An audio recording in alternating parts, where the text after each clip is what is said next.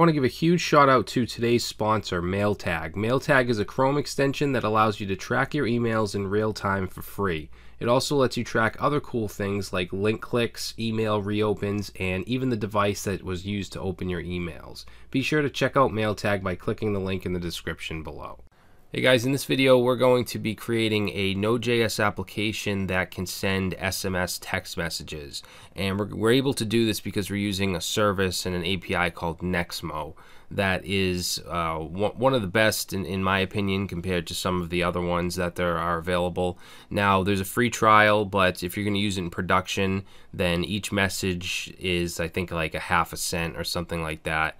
It's actually pretty reasonable, and it's really easy to use, so it is a service that I would recommend. Alright, and I'm not working with them, they're not paying me, there's no affiliate link or anything like that. It's just a service that I think is pretty nice. So you're going to have to create an account, so just go to sign up. You're not going to have to add any credit card information or anything.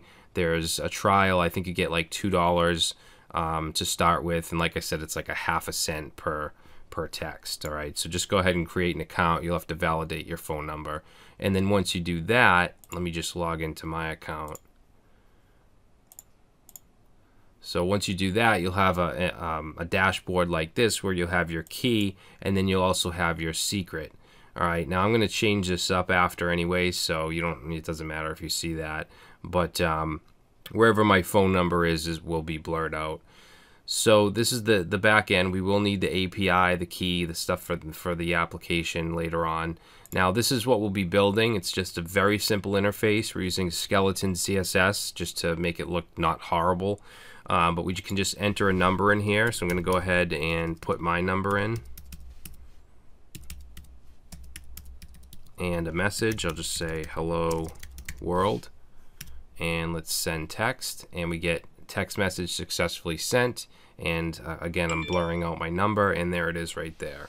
All right, so if I show you this, let me see if I can show you that. I don't know if you guys are able to see that, but I just got a text, and what it says is hello world. It's from a virtual number that Nexmo gave me, and it says hello world, free SMS demo text message. So once you actually make your first payment and you add some credits, that demo message will go away. All right, so that's what we'll be building, guys. Hopefully you enjoy this, and let's go ahead and get started. All right, so we're going to be starting from scratch here. I have an empty folder called Node Text App, and I have it open in VS Code, and I'm using my integrated terminal down here. Okay, and you can use whatever environment you want, whatever text editor, whatever terminal. That's just what I'm using. So let's run npm init, which is going to create a package.json. We're going to answer some questions. So name, version, that's good. Description, we'll just say send SMS from Node. Entry point, I'm going to use app.js, and then just enter through the rest. All right, so let's go ahead and install our dependencies. So we're going to say npm install. If you're using npm less than version 5, you want to do -- save to make sure that they get added to your package.json. We're going to need the Express framework. We're going to need EJS for templating. We're going to need Nexmo, of course, for actually sending the messages. We're going to need body parser. Body dash parser, yeah. And we're going to need socket.io. So socket.io, the only reason I'm using that is so that after we send the message, we can just quickly send to the client a response and then put that in the browser. Okay, so let's go ahead and run that. And then I also want to install Node Mon, and I want to install it globally. That way we can just run Node Mon to start our application, and it will continuously watch it, and we don't have to keep restarting it every time we make a change. So let's go ahead and do npm install -g Node Mon, and you may already have this installed globally. All right, so now that we have that stuff set up, let's create our app.js file, which is our entry file. Now, a lot of this stuff I'm going to paste in because I do videos like this all the time, and the beginning is always the exact same. We bring in all our dependencies. So we're bringing in Express, body parser, EJS, Nexmo, and socket.io. All right, then we want to init our app with Express by creating a variable called app, setting it to Express. All right, now for the middleware, the EJS template engine gets some middleware as well as the body parser, and then we also want to set the public folder. The public folder is where our client-side JavaScript will go, and that's going to handle the event listeners for the form, things like that. So I'm going to paste this stuff in. So first thing is the template engine setup. We're just saying app.set view engine HTML, and then app.engine HTML is going to be EJS render file. That way we can use .html as our file extensions for our views. All right, this line here is just saying that the public folder that we're going to create is the static folder. Okay, that's where our static assets go, including the main.js file. And then this is just the body parser middleware. I'm sure you guys have seen that a million times if you've used Node before.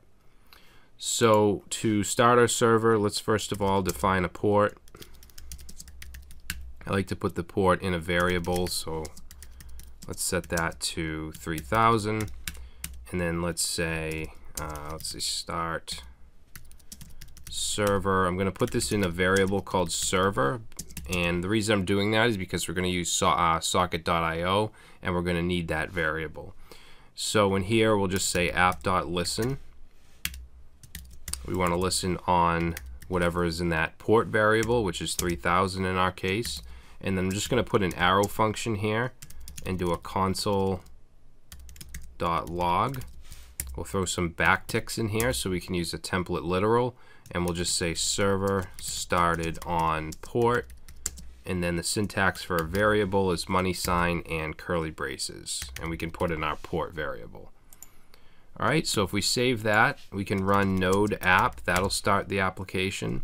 But like I said, I don't want to have to keep restarting it, so I'm going to stop it with Control C, and I'm going to use Node Mon instead.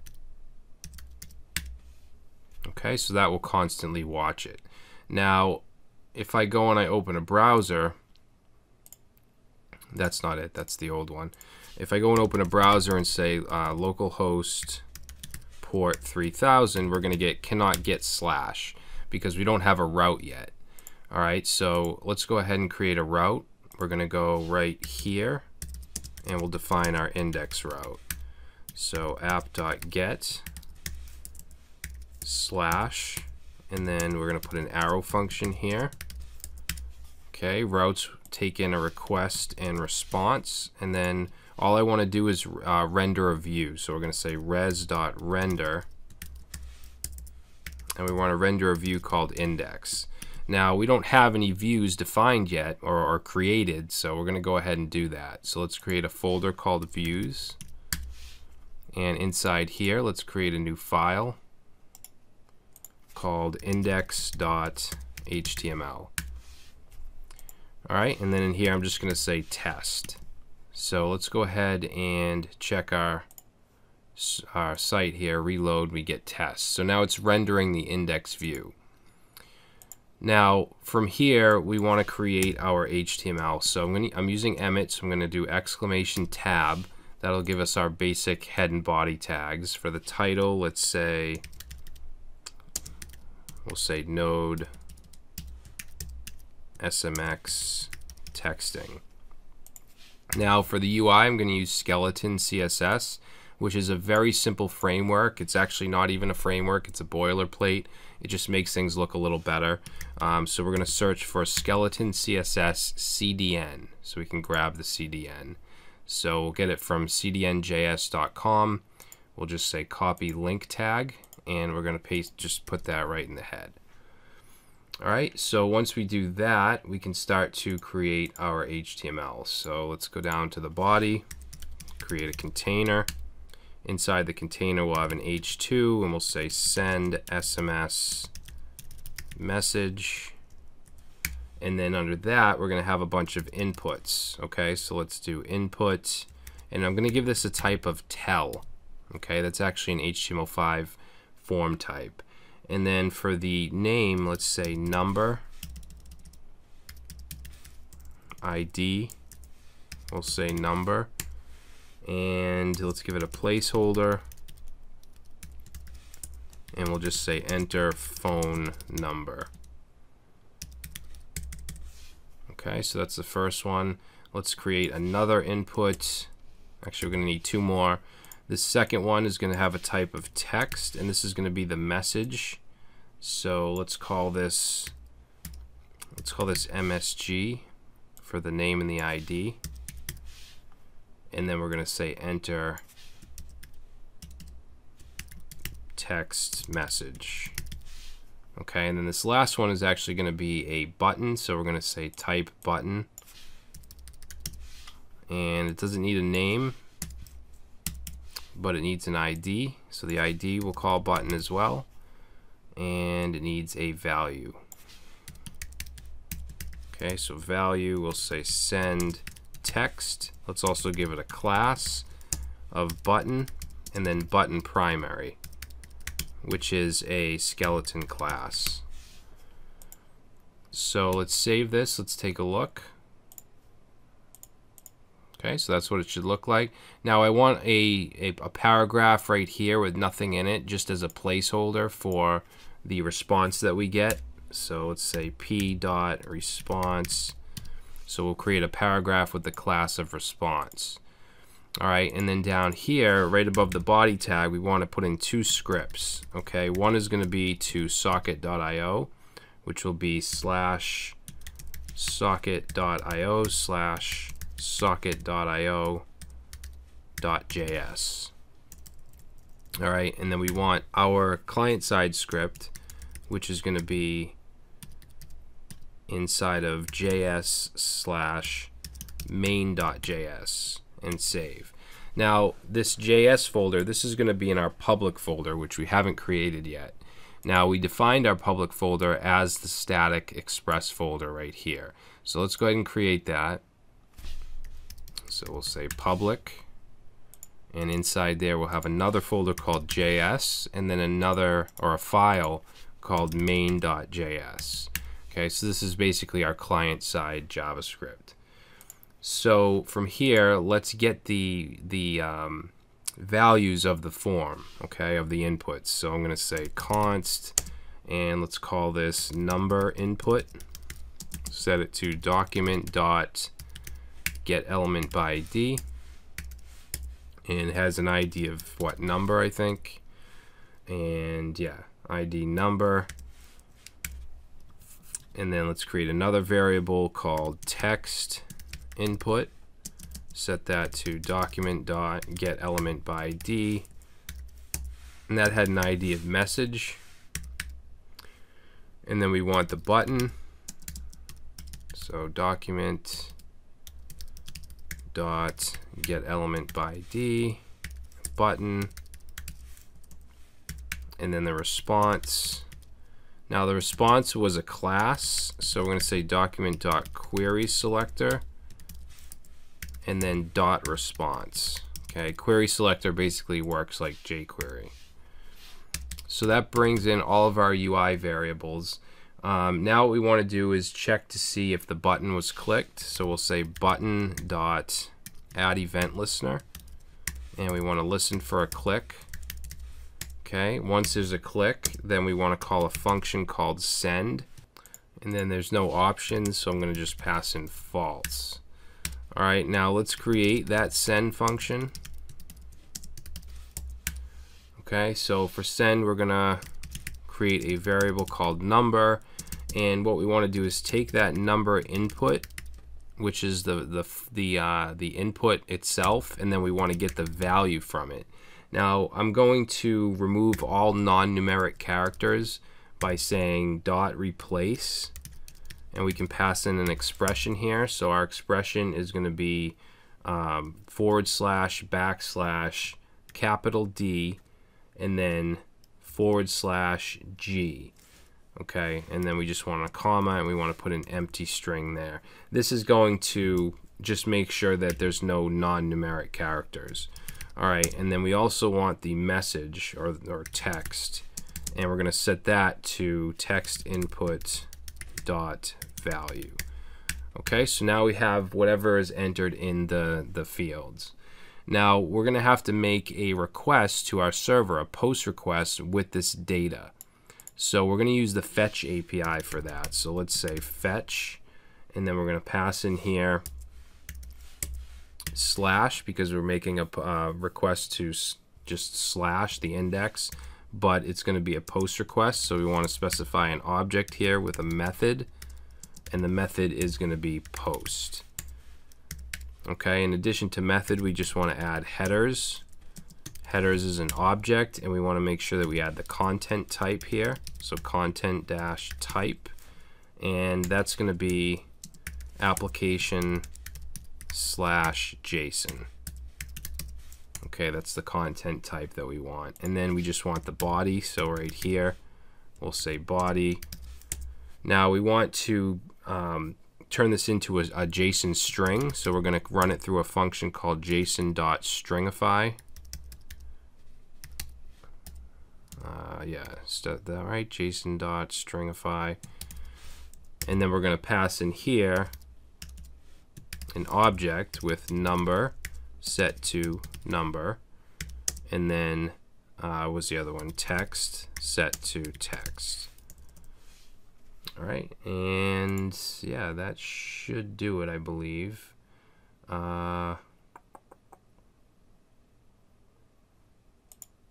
a minute, this body, this shouldn't have curly braces like that. Okay, so that will make our request. Now, to get the response, when you use the fetch API, it uses promises. So to get the response, we use .then. So in .then, we just want to put function, and then that's going to give us a response. And then let's do console.log that response. Okay, now if there's an error, we can do .catch. Okay, and that will give us an error. So let's do function, and that takes in an error parameter if there is one, and then we'll just console.log the error. All right, and that should do it. So let's save. Now what we need to do is catch this on the server side. Okay, so let's go to our app.js and let's create our post. All right, so we'll say catch form submit. We'll say app.post, and it's going to be sent. It's going to be slash. Now, even though this is slash, they're different methods, get and post, so it's okay. All right, now what we want to do here for now, let's see, we want to first of all put in our arrow function.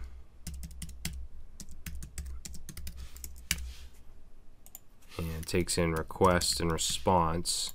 And let's first of all just say res.send, and we'll pass in here request.body, and then let's console.log request.body. Now request.body holds the form fields that are submitted, so that's what I want to see, is what is actually being submitted, which should be the number and the message.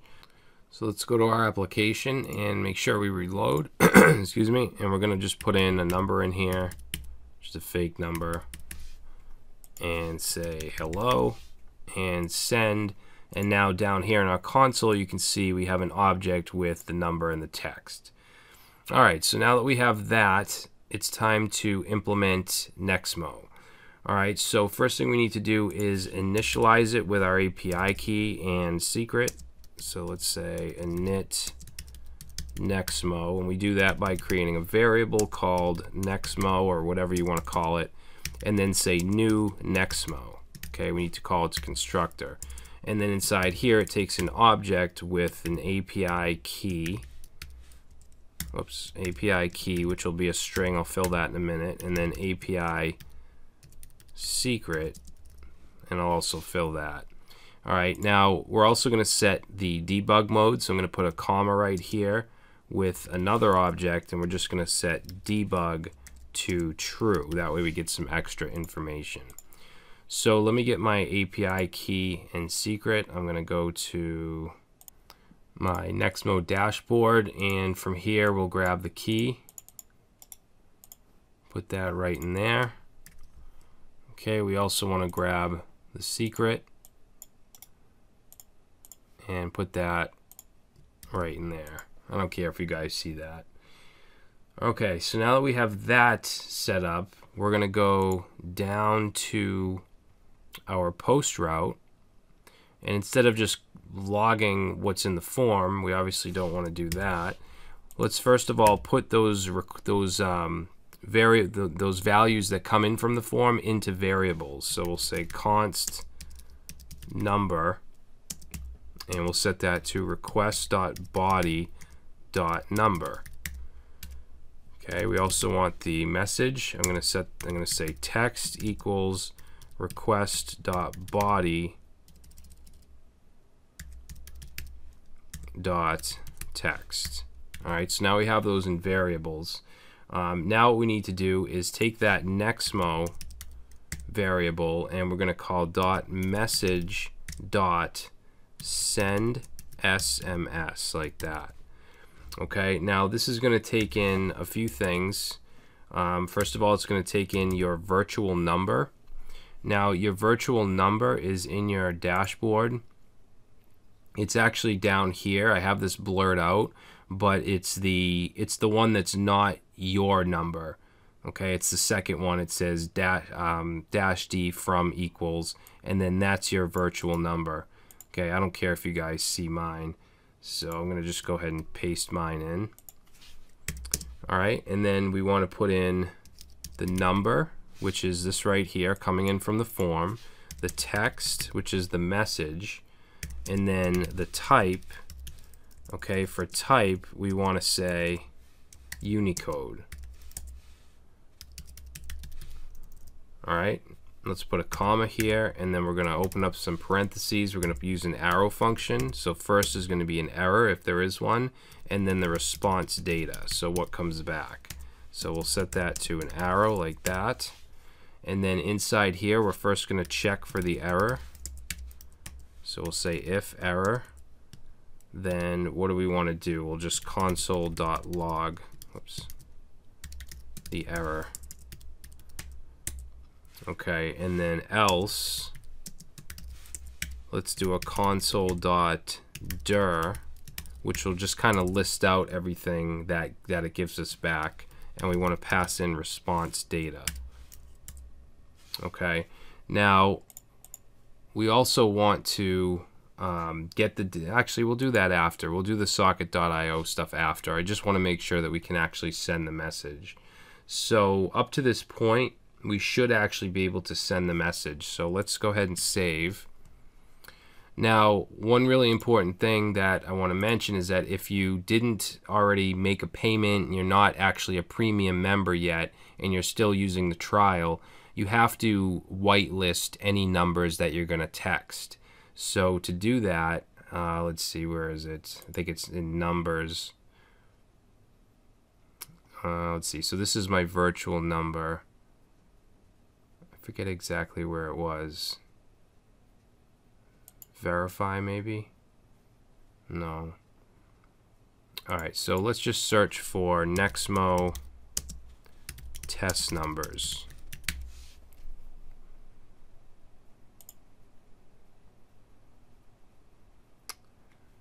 This link right here. Alright, so yeah, this is it. So it's dashboard.nexmo.com/test numbers, and you want to put your number that you're going to text into this box and click add. Okay, and I'm using my own cell phone number, so that's why this is blurred out up here. Alright, so now that you have your test number, let's go ahead and try it. So we'll go to our application, and let's go ahead and reload. And make sure that if you're in the US, make sure you use your 1 in front of the number. So I'm going to put 1 and then my number. And I'm just going to say hello from Node. And let's go ahead and send. Now we don't see anything happen here because we didn't implement socket.io yet to send back the response. But you just heard that. I just got a text. And if you can see, I don't know, I have no clue if you guys can see that. Oh, it shut off. Holy shit. Oh, I thought my phone died. So you can see it says hello from Node, and then it has just the demo thing. That's because we're still in the trial period. If you make your payment, that's going to go away. All right. So we know that that's working. Now the last step is to implement socket.io so that it sends back a message and we can put it in the DOM here. All right, so let's go back to VS Code. And down here you can see stuff that it gave us back, the message ID, the to number. I'm going to have to blur that out. The remaining balance that you have, but like I said, by default they give you $2 to start with. So this is my remaining balance, and I've sent about 6 messages or so. And then message price, the actual price of the message. All right, so now what we want to do is we want to send some of this data to the client using socket.io.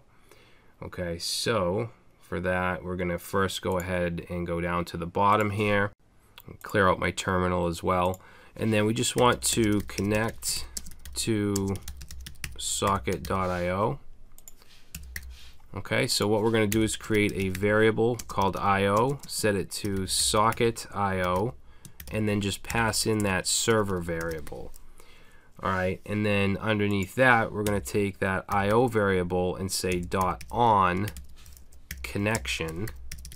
Okay, so when the socket connects, then we're going to run an arrow function. Okay, and this is going to take in a parameter of socket. And then all I want to do is just console.log and say that we're connected. So we'll just say connected. And then right under that, we want to do an io.onDisconnect. Okay, so on disconnect, then we want another arrow, and we just want to console log that we're disconnected.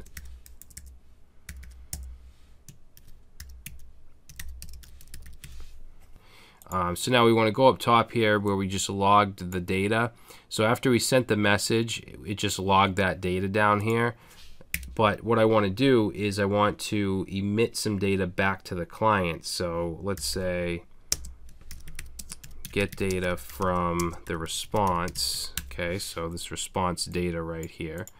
And I'm just going to say const data, set it to an object. And we want to set the ID, the message ID, which we can get from response data dot messages. It's an array, so we want the first index, and then we want the message ID. So message dash ID. All right, and then we also want the number.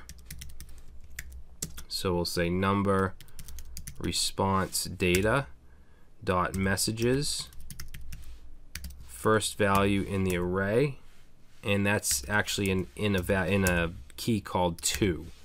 All right, it's the number 2, or the 2 number. So now that we have that data object, we just want to emit to the client. Okay, so we do that by just saying io.emit, and we're going to give it a name. We'll say SMS status, and we want to pass in the data. Okay, and that's it. So let's save that, and then we can catch that on our client side. So let's go to our main.js file, and we want to put this in the let's see, actually we don't, yeah, we just want to go, let's go right under the click handler right here, and we'll say const socket, set that equal to IO, like that. Now the reason we can do this is because we brought in the script. If we look at our index.html file, we brought in this socket.io.js script, so we're able to use it. All right, and then we basically just want to catch this right here, SMS status. So to do that, we just say socket.on SMS status, and then what we want to do afterwards. So we'll put a function in here, and that takes in the data because that's what we passed. Okay, right here we passed in data, so we're able to catch that on the client side. Oops, we're able to catch that right here. So now I just want to take this response variable, which is this paragraph right here, this P with the class of response, and we just want to call .innerHTML and then set that to, let's put in an H5 here, and we'll just say text message sent to, and then we can just concatenate the what is it, data dot number. All right, so we'll go like that. Now we could use the ID because in app.js we actually sent the ID along too with this in the data object that we emitted, but the ID is really long and ugly looking, so you probably don't want to use that. But let's go ahead and try this. So we'll save it and we'll go back to our application. Make sure you reload it, and then we're going to put in the number and message. We'll just say final test and send text. Okay, so we get text message sent to the number, and that should come with, there it is right there. And if we look, so if you look at the last one there's a bunch of them because I've done a lot of tests, but I don't know if you guys can see that. The last one should say final test. All right, so that's it, guys. Hopefully you enjoyed this and you can find a use for it. I mean, if you want to have like your application when a user registers and you want to send a welcome message or maybe a validation code, something like that, there's a lot of uses for this. But that's it. Please give it a thumbs up if you liked it. Please subscribe if you're not. And that's it. Thanks. So I just want to give another shout out to MailTag, who sponsored this video. MailTag is a free Chrome browser extension that allows you to track your emails in real time. I've been using it myself for about a week now, and I can't recommend it enough. On top of email tracking, MailTag has a bunch of other features like desktop push notifications that alert you when your emails have been opened, link click tracking that shows if people have actually clicked on the links in your email, and a ton of other cool features. Again, all these features are completely free. Be sure to check out MailTag and click that link in the description.